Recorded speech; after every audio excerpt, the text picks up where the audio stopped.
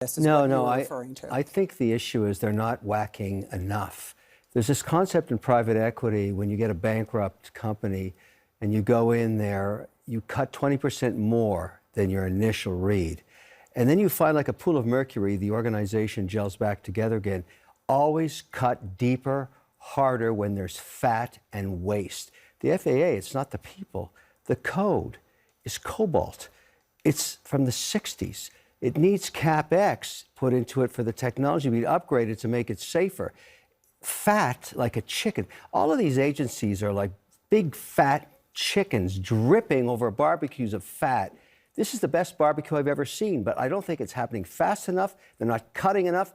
Keep slashing, keep hacking while you have a 24-month mandate before the midterms. Cut, more cutting. Believe me, it's going to work out just great. Everybody should be happy about this. Even people with the nuclear codes, cut them too?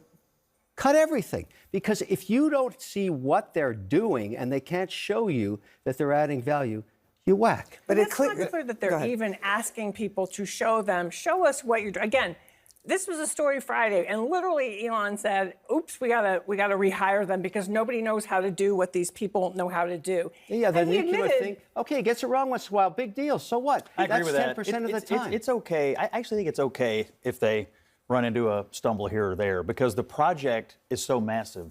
The need to cut is so massive. The government is so massive. It's inconceivable that you wouldn't make a mistake here or there. But I think that's acceptable if the greater goal is achieved, which is a smaller government, more efficient government. Trim the fat. Even if someone dies, or even if someone, because are we're you talking alleging about that someone has died from this? We don't know. I'm talking about when the rubber meets the road. I'm talking about, for example, Kansas City. 30,000 government employees might be laid off. It will destroy the economy of Kansas City. That's okay. Why do you say that?